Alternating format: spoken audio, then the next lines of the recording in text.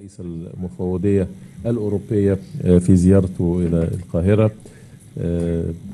جوزيف بوريل صديق عزيز، كان لنا الفرصة للتواصل في عديد من المناسبات في إطار السعي المشترك لدعم working together to support what we consider as a top priority relation. Of course, this is a historic relation between Egypt and the EU, the European Union, the European partners, whether in the frame of the European Union or the member states of the European Union. Also, the relations among peoples, it's all over the history, the connection and the close ties binding both sides. It's very clear to all, particularly facing the various challenges facing Egypt and the European Union. Also, the developments which are taking place in the past period of time needs full cooperation and intensified cooperation for achieving the common interests, in addition to the mutual respect to realize joint interests. Of course, the European Union introduced support to Egypt in various domains, whether it's developmental or in the security field or in the economic field or the immigration file. Also to implement the joint partnership between Egypt and the European Union, which resulted fruitfully. The relations extend for more than 20 years since we signed the agreement on partnership. Also, it's reviewed to make sure that the framework of cooperation is resulting fruitfully for the best interest of both sides, to also boost all sides, which needs to be reviewed, to implement it on the ground in a way that realizes all the aspirations of both sides.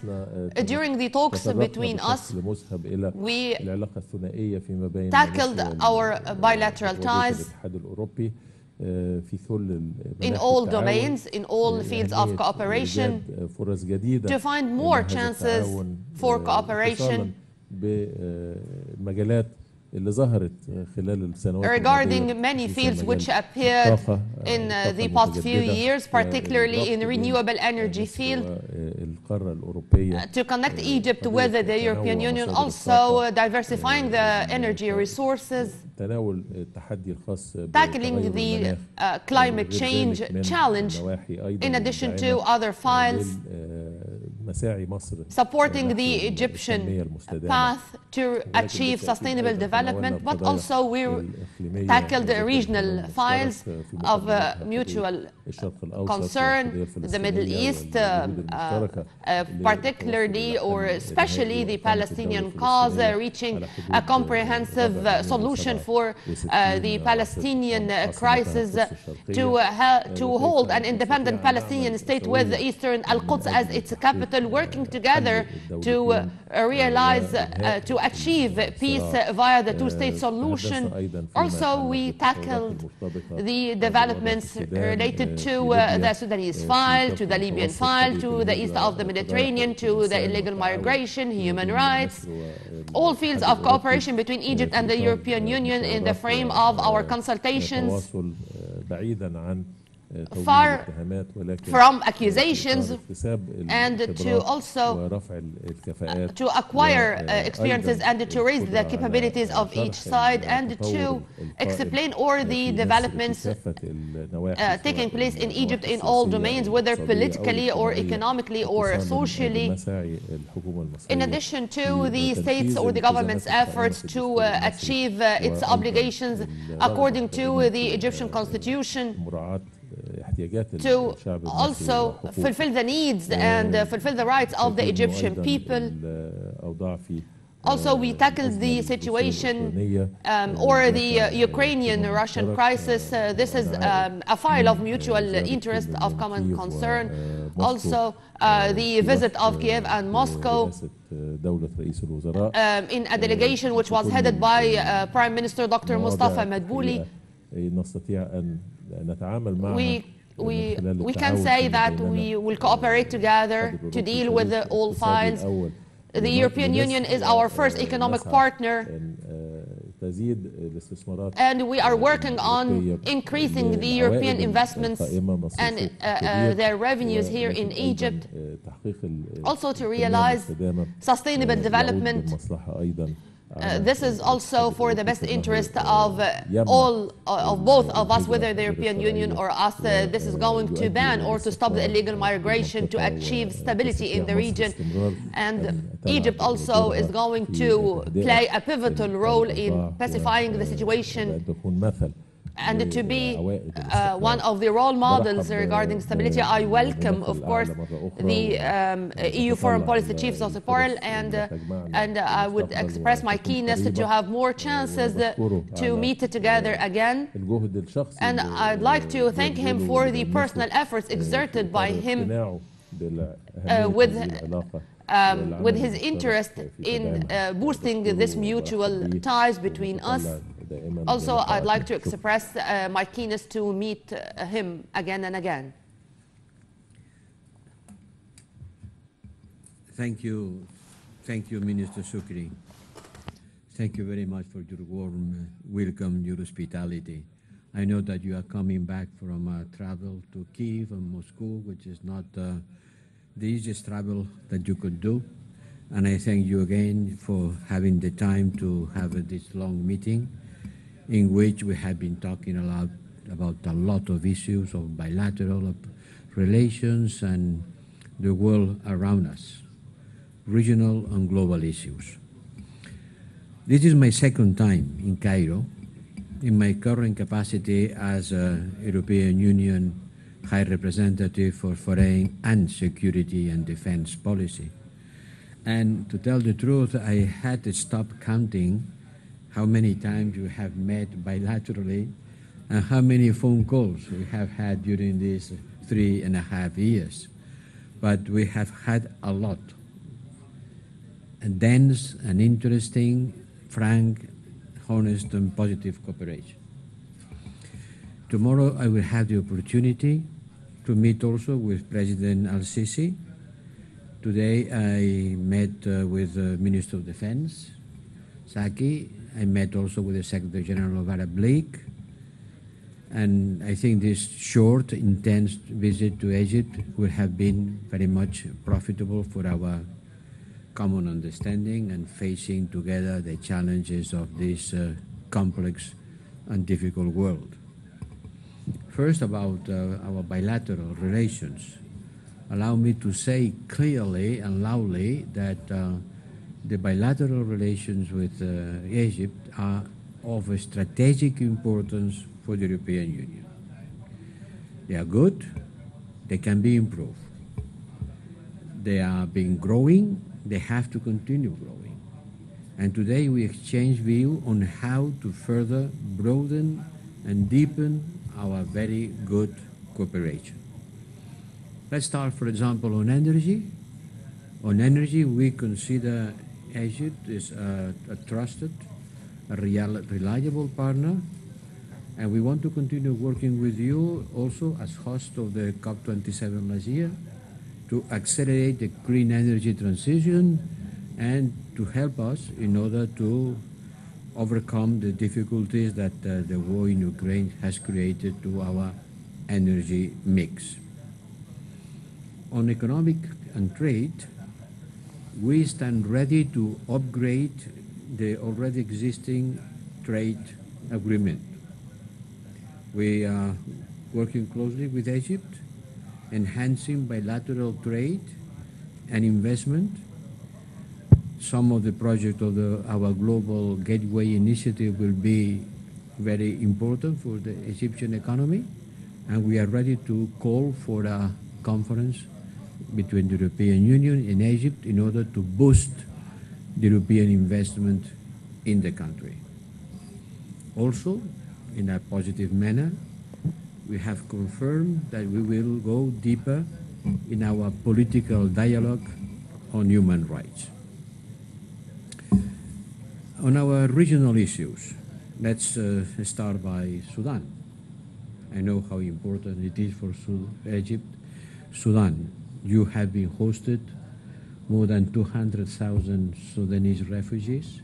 During this crisis. During this crisis.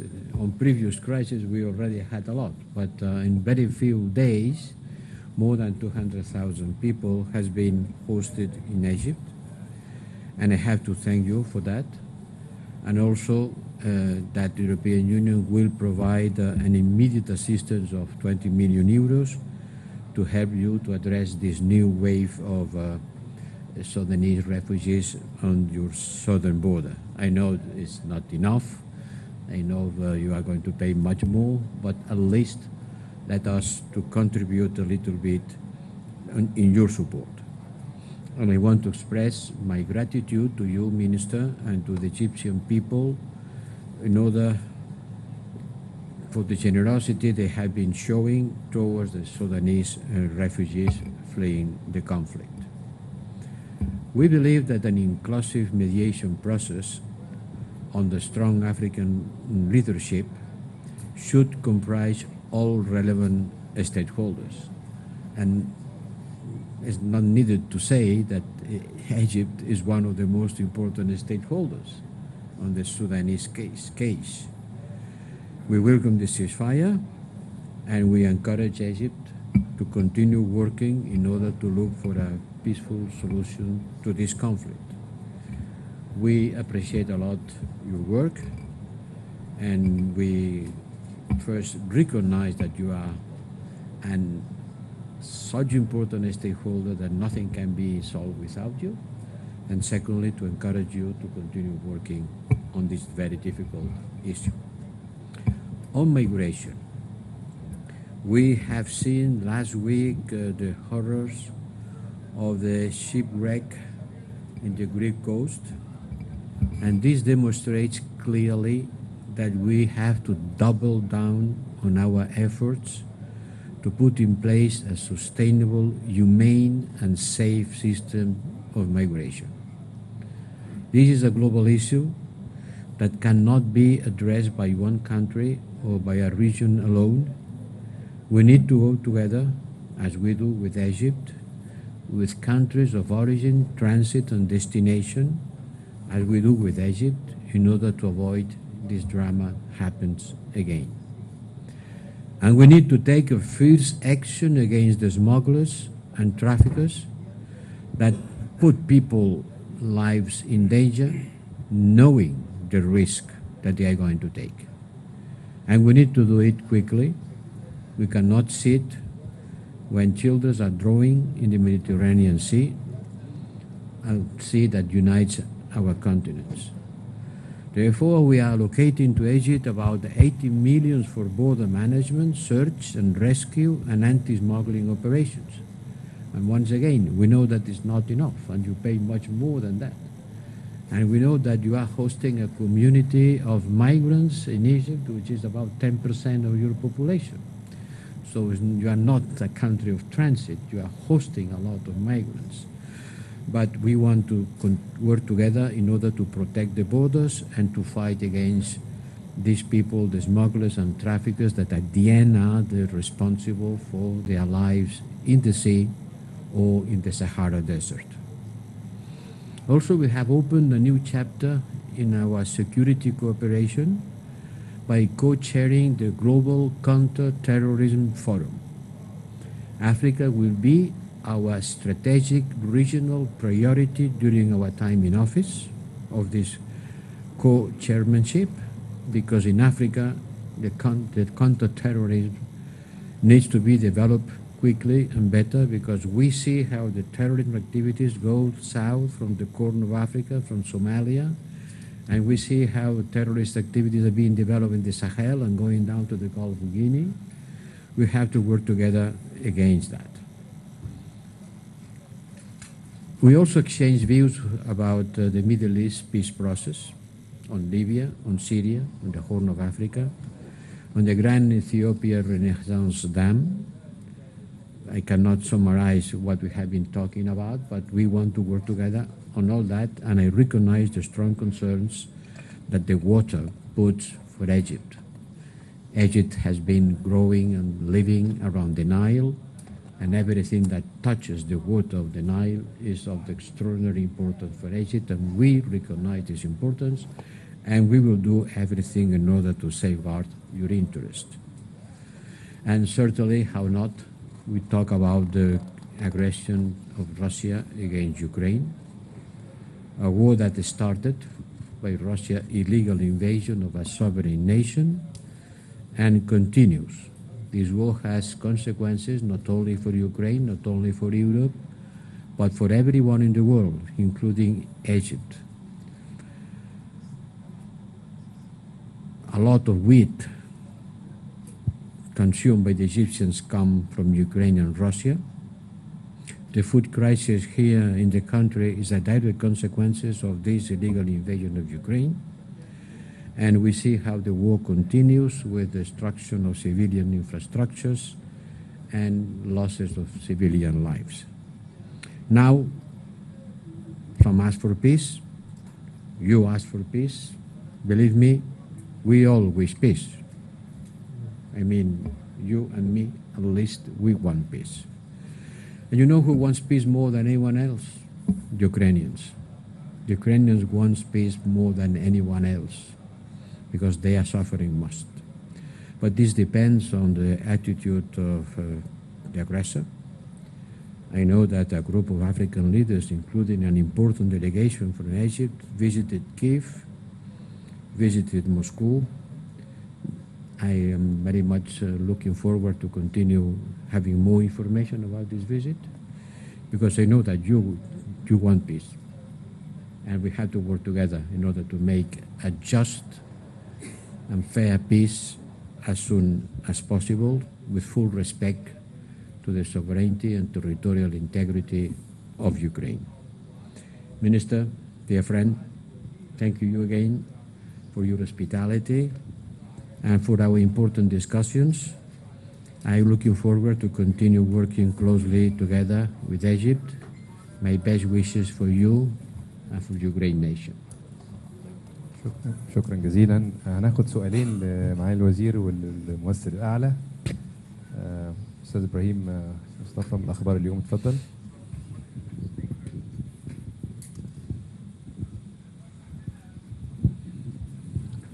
مساء الخير، إبراهيم مصطفى، جريدة الأخبار. سؤالي للسيد جوزيف بوريل.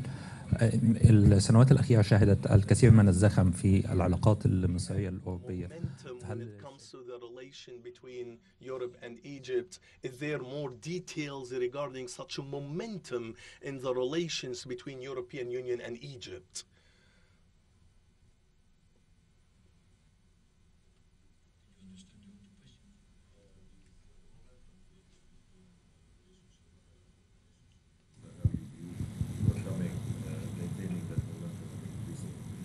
Well, as I said, I think that our relation has been improving on the last years. Yes, it has been moments in which we disagree on some concrete issues, but frankly speaking, I think that our relations, our cooperation with Egypt in all fields, migration, energy, security, counter-terrorism, regional issues, Middle East peace process, Sudan, Ethiopia, I don't see any subject in which we haven't improved. And I'm sure that we will continue improving.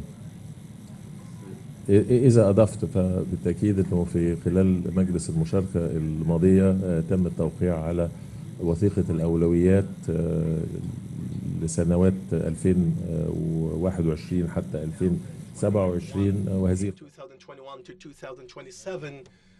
And in such agreement, it will include different aspects of cooperation with European Commission and with European Union. And we are planning to put mechanisms and very practical criteria in order to apply all the points, and we look forward for more developmental efforts and more projects that can help to achieve stability with the cooperation with the European Union. I think that this is very important, especially when it comes to the economic level. The European Union is the first partner for Egypt, and we can take the best experience from the European side to develop such a projects. We are looking forward to increase the volume of such projects. The economic level is very important, and I think that such a framework is very comprehensive that can achieve the mutual interests for both sides, and we are always having such ambitions to have more and more cooperation while facing the current challenges. And we hope that all the sources, all the resources are available, and also we are confident that we can have such a stronger cooperation between both sides, and to increase also the resources in order to face the challenges that we are facing nowadays. Mr. Ahmed Gum'a from اليوم السابع newspaper. السؤال موجه لمين؟ مساء الخير يا فندم. احمد جمعه Good evening, Ahmed في اليوم Gum'a. السابع. سؤال للسيد جوزيف بوريل. My question to Mr. Joseph. During the past few months, the Palestinian territories witnessed escalations against Palestinians, and especially that we have some Israeli politicians. Could you tell us what is the strategy of the European Union to decrease the escalation between both sides, and how to push for two-state solution in the upcoming few months?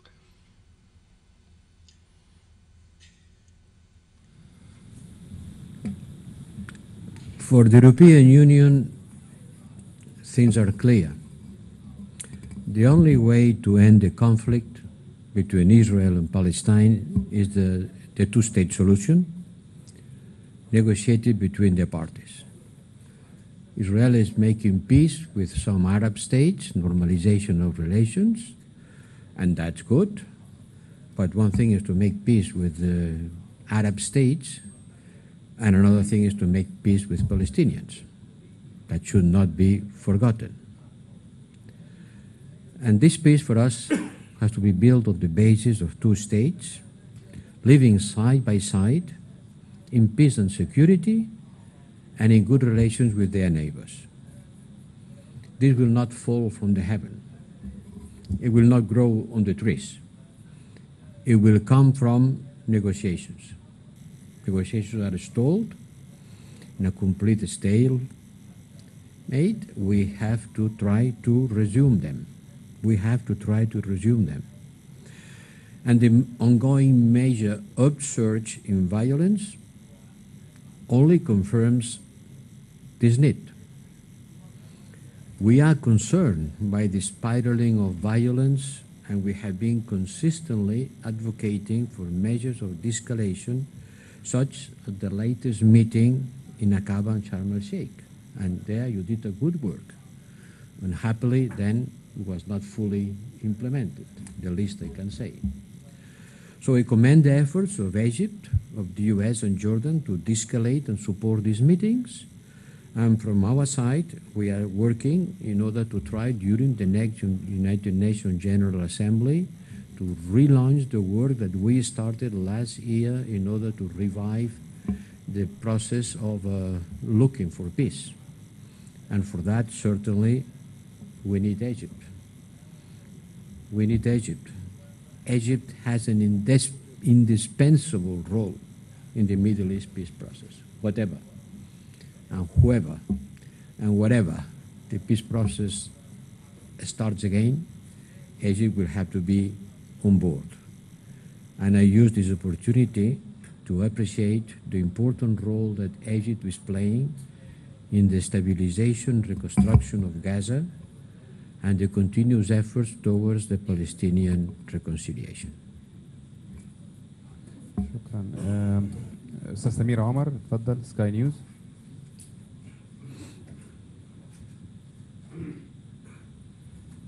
سمير عمر، قناة سكاي نيوز عربية. سؤال لمعالي الوزير الخارجية المصري السيد سامح شكري.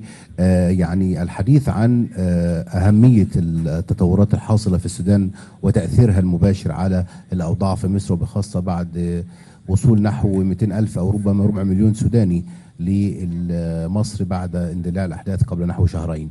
هل تناقشتم مع السيد بوريل لوضع آلية دائمة ربما لدعم الدول المتأثرة باستضافة الأشقاء السودانيين جراء هذا الاقتتال الداخلي، وأيضا ما يتعلق بتصورات مصر للخروج من هذا المأزق؟ مالك عقار النائب رئيس المجلس السيادي السوداني موجود في القاهرة، والتقى الرئيس عبد الفتاح السيسي اليوم وأشار بوضوح إلى أنه دور مصر مهم، وأشار أيضا إلى الخطورة اللي يمكن أن تحدثها استمرار الأحداث في السودان. سريعا كده برضو السيد بوريل قال Mr. Borrell also, he said after meeting with the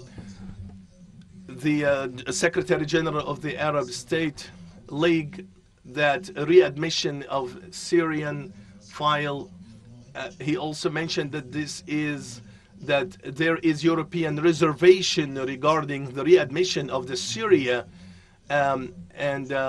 so we would like to listen from you, Mr. Minister. Regarding the situation in Sudan, I think that the situation in Sudan, we talked about that with my guests. We have mutual understanding about the repercussions and the effect of this issue on the Middle East stability, and also on the security of the Red Sea, and also on how to, and also countering terrorism, and how to achieve peace and put a limit to chaos. So all of these points are reflected on the Sudanese people as well. And we have to realize also the historic relations between Egypt and Sudan, such integration between both countries, and especially when it comes to the historic and the geographic integral part. So this is something that could have a direct impact on all the neighboring countries. And I think that we are increasing all efforts to put an end to the violence, and inviting all parties to sit together and to discuss the disagreements between all of them in order. And I think that we also invited the African Union, and the European Union also can play a critical part here, and in order to build a channel to invite and to bring all parties together. We would like also to find a way to put an end for violence, and also to overcome the obstacles, and how to restore security, and to help the Sudanese state, and to pave the way for brightful future, and also to achieve the mutual interests between both sides. Egypt is also understanding very well the situation in Sudan, and also on different levels with different, and we handled in our talks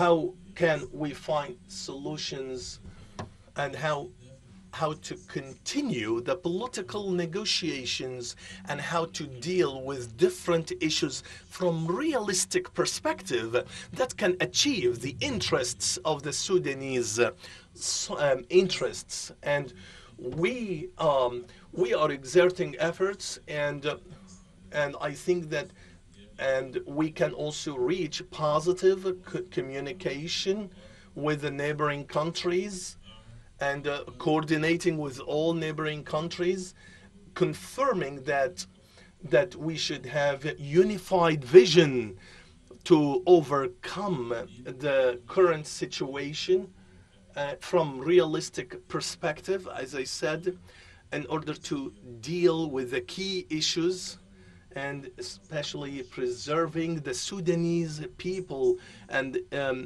its capabilities. And Egypt is aware about that. And we are opening the doors for the Sudanese refugees because we understand the situation and we understand how critical is it. We also are aware about the economic impacts, and we are here hosting in Egypt a very big number of refugees for other neighboring countries because of the economic circumstances or political circumstances. And in this way, and they are here living in Egypt in a very free way. And I think that Egypt can also exert a lot of efforts. The EU High Representative also talked about the assistance and the support. We also talked about Egypt's hosting of such a very big number of refugees, and we are looking forward for more cooperation that can meet the ambitious visions. And also Egypt is also aware about shouldering the responsibility, and this is very critical and very sensitive issue, especially when it comes to the European elections. So there are different interactions and discussions about that in order to find what is the optimal way for cooperation. So Egypt is hosting very big number, and we are doing that because we are committed of such international pledging that we have, and also based on the historic vision of caring the neighboring countries and taking care of such refugees. And we also look forward for more cooperation, because at the end it's a joint interest. Egypt is becoming a destination place, and if we are facing obstacles, then we also find the support from different sides, like European side. And I think that we need to deal in a pragmatic and practical ways. And as I said, as I talked with the EU High Representative, they are providing support, and we need to find also other resources that can contribute more and more in this issue. As to the meeting that was supposed to be held in the Arab League and also the European Union, it's a development that's happening that could have more than 27 countries and more than 21 Arab countries, very deep relations between all sides that can help both sides in bilateral talks and bilateral negotiations. We can make such connections and such relations to be stronger, especially on the economic levels. And also the readmission of Syria, it was a decision unanimously taken by all the members in the Arab League, and it was prepared by preparatory discussions with the Saudi Arabia, with Jordan, with Iraq, and also we had also the Syrian foreign minister participating, and we wanted to pave the way for more successful future and also to achieve what is the best track here in order to normalize the Syrian-Arab relations. And also we focused on the security resolutions, Security Council resolutions, and also some other decisions that can be very effective for the Syrian people.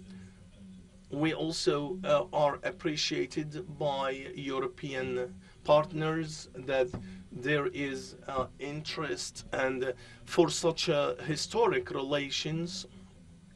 The last meeting was held 4 years ago, and I think that this is a great opportunity, and we hope to build something more brightful future that can help in this regard, and especially on the institutional levels between the two groups, and with putting in our consideration between Egypt and the Arab states.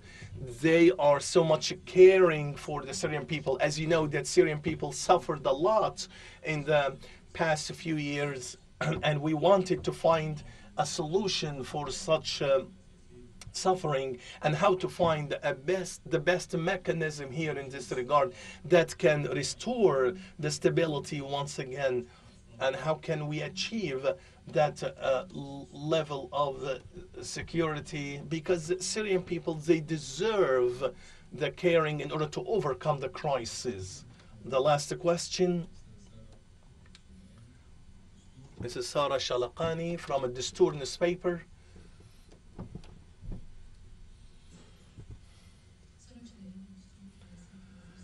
Mr. Minister, you came in the morning today from a visit to Russia. Could you tell us what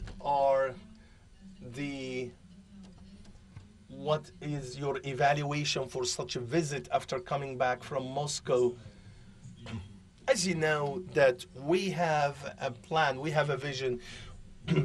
It is also an African vision, and this is one unified stand to achieve peace and to overcome the crisis between the Ukrainian side and the Russian side. And so the main target here is to listen to both sides, the Ukrainian side and the Russian side, and also at the same time to explore what are the ways that we can use to put an end to the war and to overcome the challenges and to bring all parties for negotiation, because any military conflict should be ending by peaceful ways. And one of the ways here that we use is the United Nations Charter.